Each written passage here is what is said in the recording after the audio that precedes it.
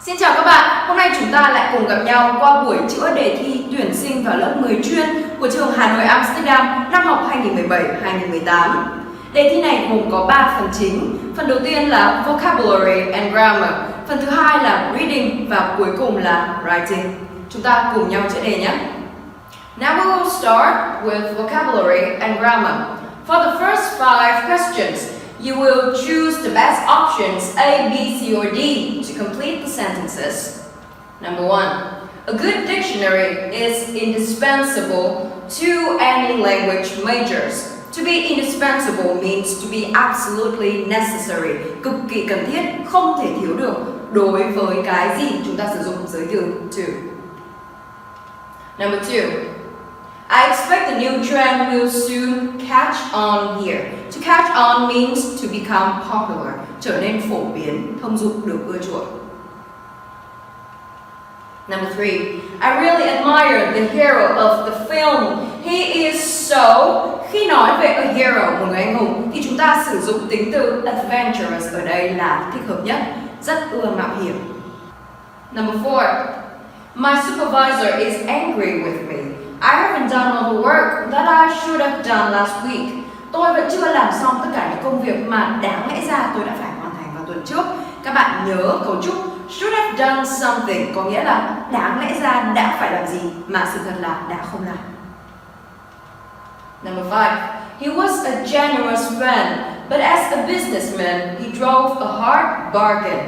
Anh ấy là một người bạn hào phóng, nhưng khi là một người doanh nhân thì anh ấy lại rất cứng rắn trong việc thỏa thuận làm ăn. Vậy chúng ta học cho cô cấu trúc to drive a hard bargain means to be uncompromising in making a deal, không nhượng bộ khi thỏa thuận làm ăn. For the next 5 questions, you will have to choose the words with the closest meanings to the underlined words. Number 6. Corn, domesticated by the American Indians, was brought to Europe by Columbus. Chúng ta đã quen thuộc với cấu trúc to domesticate an animal, thuần hóa một loại động vật. Vậy hôm nay các bạn lại làm quen với cấu trúc to domesticate a plant, có nghĩa là đưa một giống cây trồng vào trồng trọt, bằng với to cultivate or to grow a plant. So the answer is B, cultivated. Number 7. I'm a bit wary of giving people my address when I don't know them very well. To be wary of bằng với to be cautious about, thận trọng về việc gì. Number 8. I was having such a good time that I was reluctant to leave. Chúng ta có cấu trúc to be reluctant to do something bằng với to be hesitant to do something, đều có nghĩa là ngập ngừng, chần chừ, miễn cưỡng khi làm gì. Number 9. He testified that he had seen the man leaving the building around the time of the murder. Chúng ta có cấu trúc to testify bằng với to give evidence, so the answer is B, gave evidence. Number 10. The group was involved in several subversive activities. Cái nhóm đó đã có liên quan tới một vài hoạt động nổi loạn, và chúng ta chọn đáp án là B, rebellious, bằng nghĩa với subversive. Chuyển sang bài 2 la mã. Bài này cho chúng ta sẵn 2 bảng. Nhiệm vụ của các bạn là chọn mỗi bảng một từ để tạo thành một danh từ ghép phù hợp với nghĩa của mỗi câu. Number 1. The more money you earn, the more income tax you have to pay to the government. To pay income tax to the government có nghĩa là nộp thuế thu nhập cho chính phủ. Number 2. On my last holiday, I had terrible food poisoning as a consequence of eating some bad fish. Tôi đã bị ngộ độc thực phẩm nặng do ăn phải cá bị ôi thiêu. Number 3. Many people are more interested in job satisfaction than in earning large amounts of money. Nhiều người quan tâm đến sự thỏa mãn trong công việc nhiều hơn là việc kiếm được nhiều tiền. Các bạn học cấu trúc to be interested in job satisfaction. Đây là một cấu trúc hay và sẽ gặp nhiều trong writing cũng như speaking. Vậy nên các bạn lưu ý để áp dụng sau này nhé. Number 4. Don't forget to put some money in the parking meter. All the traffic wardens will give you a ticket. Đừng quên bỏ tiền vào trong máy tính tiền đỗ xe. Và các bạn nhớ cấu trúc to give somebody a ticket có nghĩa là ai đó bị nhận vé phạt. Number 5. when I was young, my parents used to tell me fairy stories about witches and giants and other strange creatures. Chúng ta có fairy story và fairy tale đều có nghĩa là chuyện cổ tích. Tuy nhiên ở đây chúng ta cần một danh từ số nhiều nên đáp án cuối cùng là fairy stories. Chúng ta chuyển sang bài 3 la mã. Ở bài này, nhiệm vụ của các bạn là tìm dạng đúng của mỗi từ trong ngoặc. Number 1. A male employee working in the post room of a large company in the United Kingdom received a suspension for wearing jeans to work. Bị đình chỉ vì mặc quần bò đi làm. Chúng ta cùng ôn lại luôn cấu trúc của động từ to be suspended from school for bad behavior. Bị đình chỉ học vì có hành vi xấu. Các bạn lưu ý vì đây là một cấu trúc chúng ta rất hay gặp trong bài thi nhé. Number 2. The next time you go to the supermarket, don't forget to buy the biggest bottle of kitchen cleaner you can to disinfect your work surfaces. To disinfect something là khử trùng cái gì? Và ở cấu trúc này chúng ta có là khử trùng những bề mặt ở nơi làm việc của bạn. Number 3. She was severely weakened by the long illness she had. Cô ấy đã bị yếu đi rất nhiều bởi vì trận ốm kéo dài. Number 4. She hadn't been famous as a novelist until her 17th novel was published. A novelist là một tiểu thuyết gia. Number 5. Levels of cleanliness were certainly not below average. Levels of cleanliness là mức độ sạch sẽ. Và các bạn lưu ý danh từ clean chúng ta đọc là cleanliness. Bài 4 la mã là một bài hơi đặc biệt một chút. Các bạn sẽ phải chọn ra một từ duy nhất thích hợp với nghĩa trong cả 3 câu. Number 1. Câu này chúng ta có đáp án là bad. Các bạn nghe câu đầu tiên. To be in the teacher's bad books có nghĩa là vào sổ đen của giáo viên, không được giáo viên yêu quý. Và ngược lại chúng ta có cấu trúc là to be in one's good books là được ai đó yêu quý. Câu thứ hai. Rumor has it that người ta đồn rằng he quit the country, anh ấy đã rời bỏ đất nước, leaving nothing but bad debts behind, chẳng để lại gì cả ngoài những khoản nợ xấu. Vậy chúng ta học giúp cô cụm từ bad debts, nợ xấu có nghĩa là những khoản nợ mà chúng ta không có khả năng trả. Câu cuối cùng. Poor Mark, I feel really bad about his being laid off on his birthday. To feel really bad about something, cảm thấy rất tệ về cái gì. Và somebody to be laid off là ai đó bị sa thải. Ở câu thứ hai này, chúng ta có từ đáp án là appreciate. It is very difficult to fully appreciate certain pieces of jazz music until you've heard them a good few times. Rất khó để có thể cảm nhận được hết cái hay của một vài bản nhạc jazz cho đến khi bạn đã nghe chúng nhiều lần rồi. Although I'm always ready to lend a hand, mặc dù tôi luôn sẵn sàng giúp đỡ, Martha never really seems to appreciate the things I do for her. Martha có vẻ như chẳng bao giờ coi trọng, quý trọng những việc mà tôi làm cho cô ấy. Ở đây chúng ta ôn lại cấu trúc to lend a hand có nghĩa là giúp đỡ. Given the market for decorative antiques, I'd say that the value of the beautiful vase is set to appreciate considerably in the next few years. Tôi đoán rằng giá trị của cái bình đẹp này sẽ tăng đáng kể trong những năm tới. Vậy ở đây, to appreciate lại có nghĩa rằng to grow in value, tăng về mặt giá trị. Number 3, the answer is Mark. The Smiths were pretty quick off the mark to sell when they heard house prices were falling. Chúng ta có cấu trúc to be quick off the mark to do something là nhanh nhạy, nhạy bén khi làm gì. Và ngược lại là to be slow off the mark to do something. I think that what you said to Rita about her taste in furniture really hit the mark. Tôi nghĩ rằng những gì bạn nói với Rita về gu đồ nội thất của cô ấy là chuẩn rồi đấy. Vậy chúng ta hiểu to hit the mark means to be right about our guess. Poverty and unemployment have certainly left a mark on this area. Sự nghèo đói và thất nghiệp rõ ràng đã để lại hậu quả lên khu vực này. cấu trúc to leave a mark on somebody something là ảnh hưởng lên ai hoặc cái gì. Vậy ở câu này chúng ta hiểu rằng khi bước vào khu vực này chúng ta có thể nhìn thấy rõ sự ảnh hưởng tác động của nghèo đói và thất nghiệp. Number 4, the answer is head. With less than a minute of the football match to go, Phil managed to head the ball into the back of the net. Với không đến 1 phút còn lại của trận đấu, Phil đã đánh đầu ghi bàn thành công. I think the best course of action would be to jump into the car and head for Bristol as soon as possible. Tôi nghĩ rằng phương án hành động tốt nhất sẽ là nhảy vào ô tô và hướng về Bristol càng sớm càng tốt. Chúng ta có cấu trúc to head for somewhere bằng với to make for somewhere bằng với to go in the direction of somewhere, đi về hướng nào đó. Louise has been asked to head an investigation into what went wrong on the night of the accident. To head an investigation into something có nghĩa là dẫn đầu một cuộc điều tra về cái gì. Number 5. The answer is domestic. Initially, few companies saw any potential in computers designed for the domestic rather than the office environment.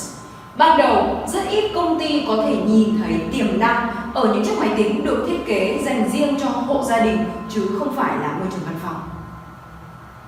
Although extremely independent and well able to look after themselves, cats are generally classified as domestic animals. Loài mèo thì thường được phân loại là động vật được nuôi trong nhà. Over the years, the proportion of foreign stories in this newspaper has declined as people have become more engrossed in domestic issues. Mọi người trở nên ngày càng quan tâm đến các vấn đề trong nước hơn. Chúng ta học cấu trúc to be engrossed in bằng với to be absorbed in bằng với to be interested in đều có nghĩa là quan tâm, hứng thú với cái gì. Ở bài tiếp theo, chúng ta sẽ sử dụng những động từ đề bài cho sẵn để tạo thành các phrasal verb thích hợp với nghĩa của mỗi câu. Các bạn lưu ý cần phải chia động từ và có 2 động từ thừa không cần dùng đến nhé. Number 1. We expect that the accused will answer for his actions in the highest court. Chúng tôi mong rằng bị cáo sẽ chịu trách nhiệm cho hành động của anh ta tại tòa án tối cao. To answer for something means to take responsibility for something. Number 2. If you can bear with me a little longer, I'll try to explain the reasons behind our actions. Nếu bạn có thể kiên nhẫn đợi tôi thêm một chút, to bear with somebody means to be patient with somebody. Number 3. The naughty boy made off with the last of the sweets at the party last week. Cậu bé nghịch ngợm đó đã bỏ đi, trốn đi với những cái kẹo còn lại tại bữa tiệc tuần trước. To make off means to leave hurriedly, rời đi, bỏ đi một cách vội vã. Number 4. I suppose I would spend a lot of time just hanging out with friends in the town center. To spend time hanging out with friends là dành thời gian đi chơi với bạn bè. Number 5. I don't have much money these days, so it's hard to keep up my music collection. Ngày nay thì tôi không có nhiều tiền nên rất khó để tiếp tục duy trì bộ sưu tập âm nhạc của tôi. Tiếp theo chúng ta chuyển sang phần B, reading của bài thi. Ở bài đầu tiên này các bạn sẽ chọn một trong 4 đáp án đề bài đã cho để điền vào mỗi chỗ trống nhé. Less than a third of advertising executives believe their campaigns help to sell products, a survey has revealed. Instead, they are plagued by self-doubt and insecurity and dream of giving it all up for another career. Họ vô cùng hoang mang bởi sự tự nghi ngờ bản thân và bất an và mơ về việc có thể từ bỏ tất cả để theo đuổi một sự nghiệp khác. In spite of their whisked image, mặc dù có cái hình ảnh là những người trẻ tài năng, the survey of 600 advertising employees from 50 agencies found the industry weary from overwork. To be weary from overwork means vô cùng mệt mỏi vì phải làm việc quá sức, quá nhiều. 40% of women said sex discrimination was rife nói rằng sự phân biệt về giới tính là rất phổ biến. To be rife means to be popular and widespread. And 73% described advertising as a terrible career for working mothers because of its unpredictability and 12-hour days. Although spending on advertising by major companies has increased, only 28% of advertising employees were prepared to say that they genuinely believed the campaigns were effective. Họ thật sự tin rằng những chiến dịch đó có hiệu quả. Ở bài 2 la mã này, các bạn sẽ điền một từ tích hợp vào mỗi chỗ trống. Most people who move to a foreign country or culture may experience a period of time when they feel very homesick and have a lot of stress and difficulty functioning in the new culture. This feeling is often called culture shock, and it is important to understand and learn how to cope with culture shock if you are to adapt or adjust successfully to your new home's culture. Học được cách đương đầu đối mặt với sốc văn hóa nếu bạn có thể điều chỉnh và thích nghi thành công với nền văn hóa mới của bạn. First of all, it's important to know that culture shock is normal. Everyone in a new situation will go through some form of culture shock, and the extent to which they do is determined by factors such as the difference between cultures. Mức độ họ trải qua sốc văn hóa sẽ được quyết định bởi những yếu tố, ví dụ như sự khác nhau giữa các nền văn hóa. The degree to which someone is anxious to adapt to a new culture and the familiarity that person has to the new culture. If you go, for example, to a culture that is far different from your own, you're likely to experience culture shock more sharply than those who move to a new culture, knowing the language and the behavioral norms or patterns of the new culture. Bạn sẽ dễ trải qua sốc văn hóa nặng nề hơn so với những người chuyển đến một nền văn hóa mới mà đã biết trước được ngôn ngữ và các đặc điểm hành vi của nền văn hóa mới đó.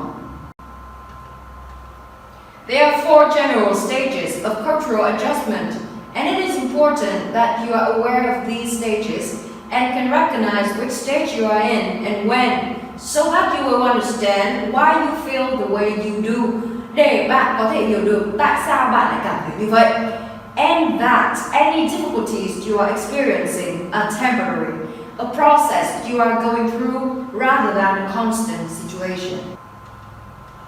The first stage is usually referred to as excitement stage or the honeymoon stage.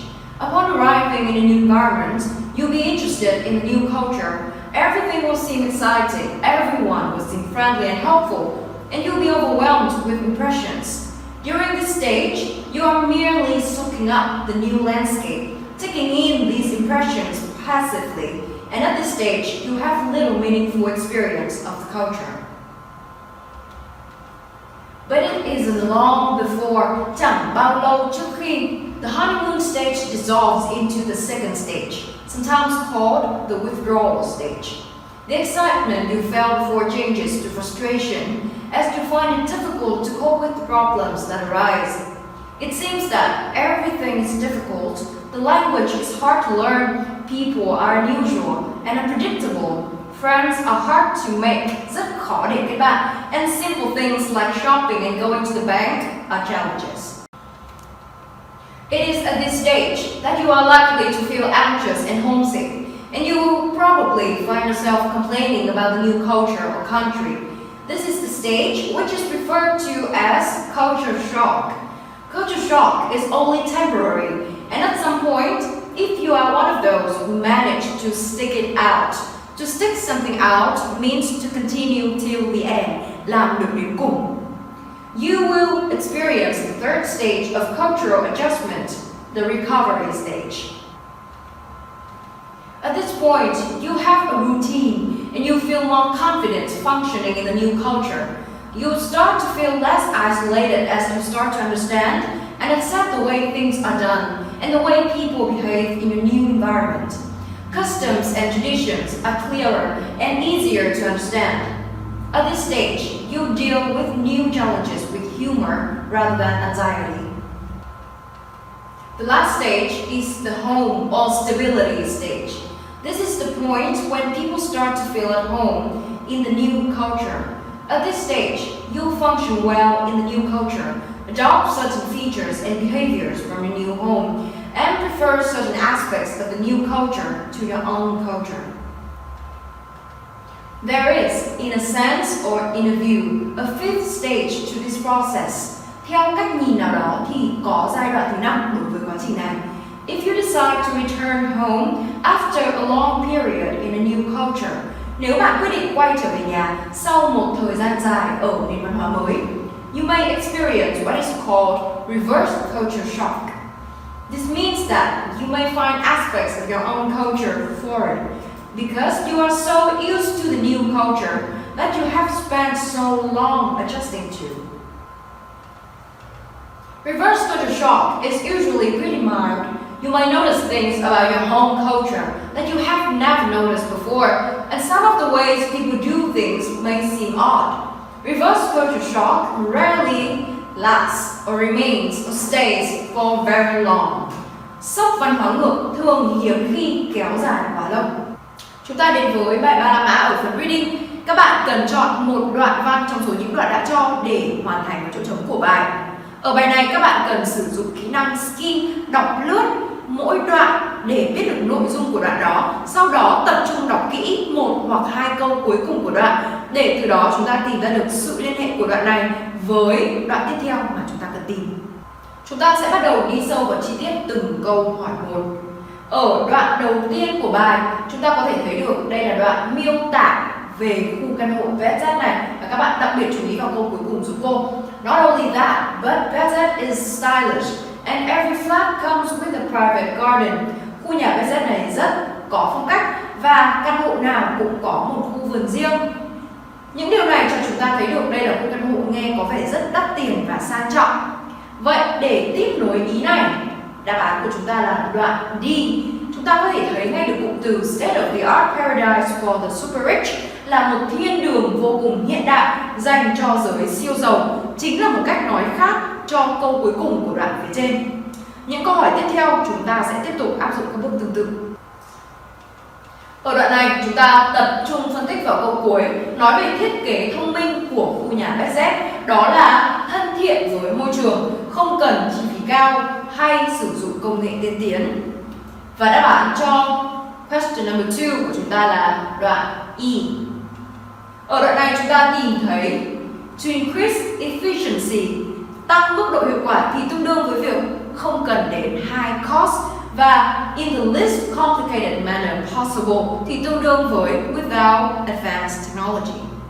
Ở đoạn tiếp theo chúng ta tập trung cho cô vào câu cuối này, nói về việc là VZ ngày càng nhận được nhiều sự chú ý hơn. Vậy đoạn tiếp theo sẽ cần phải tiếp tục nói về ý này.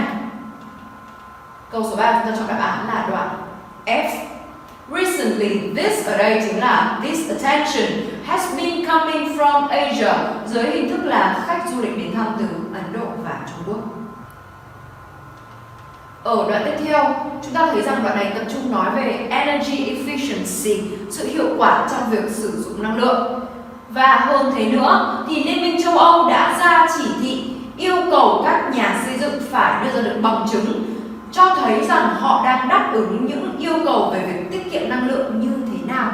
Và đoạn tiếp theo chúng ta lựa chọn sẽ là A. Chính phủ ở những nơi khác trên thế giới ngoài Liên minh châu Âu cũng đã đưa ra những tiêu chuẩn nhất định cho việc tiết kiệm năng lượng. Sang câu thứ 5, chúng ta chú ý vào câu cuối cùng là interesting initiatives have been taken elsewhere too. Những sáng kiến thú vị cũng đã diễn ra ở những nơi khác. Và đáp án câu này chúng ta chọn là đoạn C. Ở đoạn này chúng ta đọc được về các sáng kiến khác được diễn ra ở những nơi như India, Ấn Độ hay Sweden, Thụy Điển. Chúng ta chuyển sang bài cuối cùng là phần writing. Bài đầu tiên là bài viết lại câu tương đương. I suppose you didn't enjoy that party so long, did you? Tôi nghĩ là bạn đã không thích cái bữa tiệc dài đến như vậy, phải không? Vậy ở đây chúng ta dùng cấu trúc can't have done something, có nghĩa là chắc hẳn đã không làm gì. The answer is you can't have enjoyed that party so long, can you? Or You can't have had a good time at that party so long, can you? Number 2. It was her lack of confidence that surprised me. Chính sự thiếu tự tin của cô ấy đã làm tôi ngạc nhiên. Vậy đồng nghĩa với việc điều mà tôi đã thấy ngạc nhiên là sự thiếu tự tin của cô ấy. The answer is, what I found surprising was her lack of confidence. Number 3. The only reason why she got promotion is that she's competent.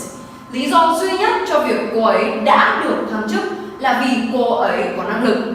Vậy chúng ta sẽ viết lại sử dụng cấu trúc were it not for bằng với but for, có nghĩa là nếu không phải vì cái gì.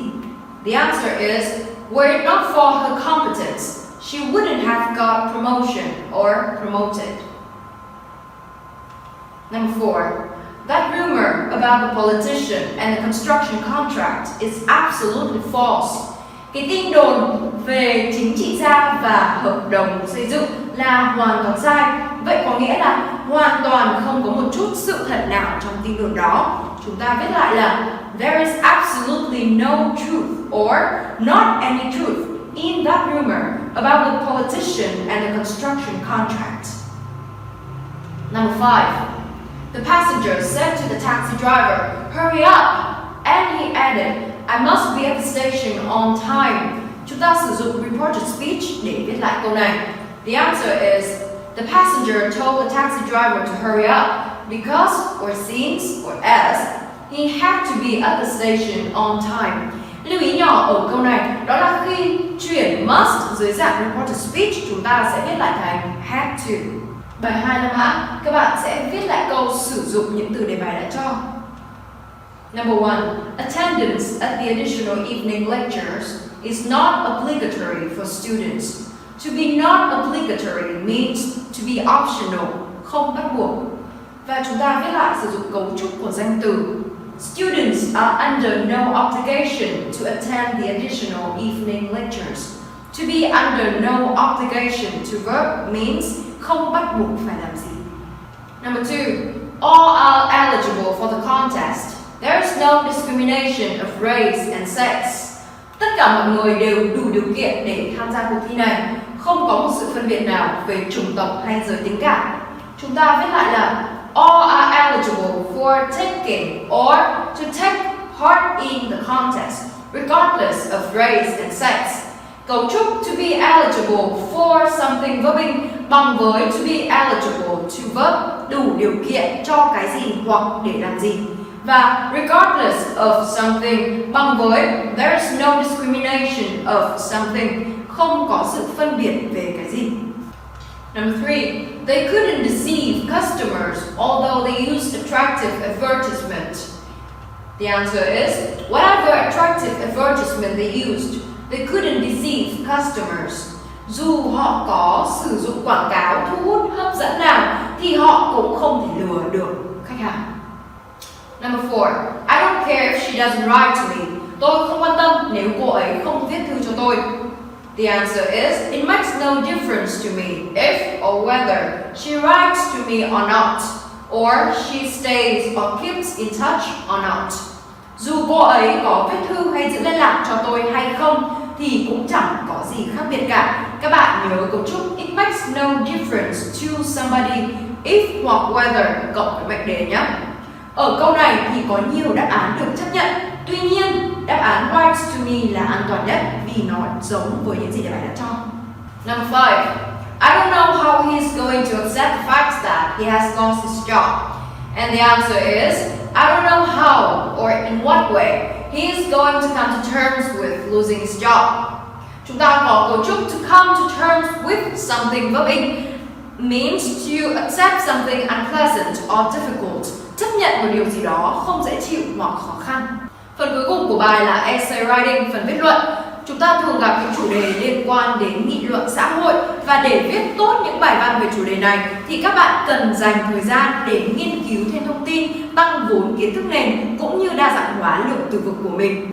Đề bài này đưa ra nhận định rằng các sinh viên nghèo hoặc những sinh viên đến từ vùng nông thôn thì thường thấy rất khó để tiếp cận được với nền giáo dục đại học. Nhiệm vụ của các bạn là đưa ra giải pháp cho vấn đề này đồng thời phải đưa ra được lý do cũng như ví dụ để giải thích cho những giải pháp của các bạn. Trước khi bắt tay vào viết bài, các bạn nên nhớ cần lập một dàn bài outline ngắn gọn để khi viết chúng ta không bị đi lạc khỏi ý chính của bài nhé.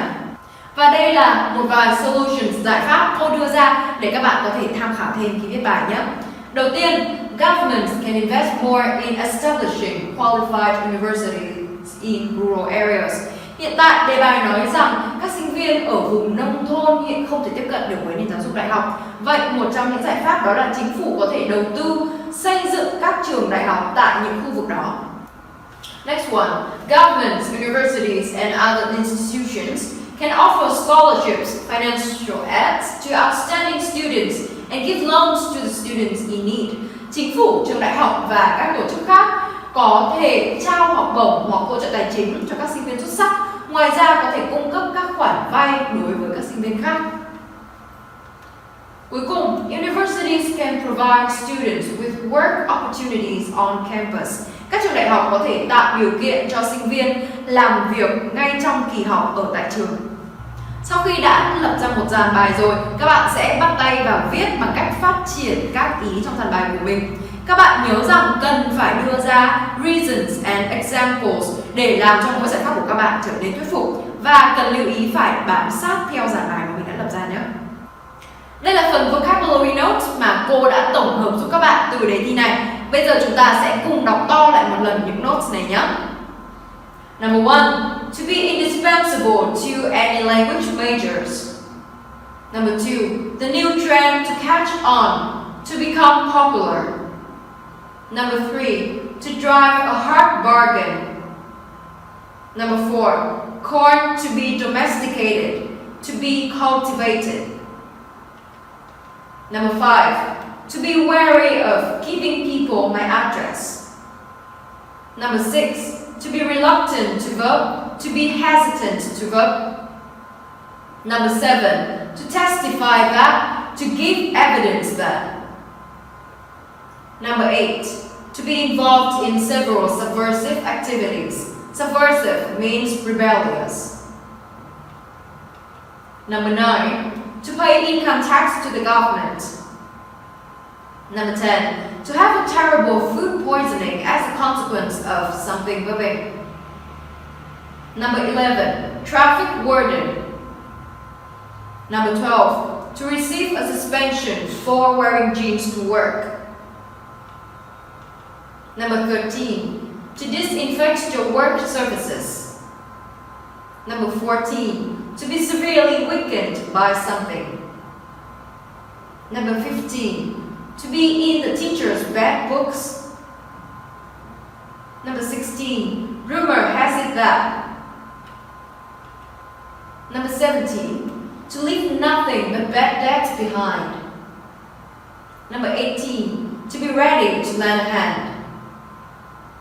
Number 19. The value of the vase to appreciate considerably.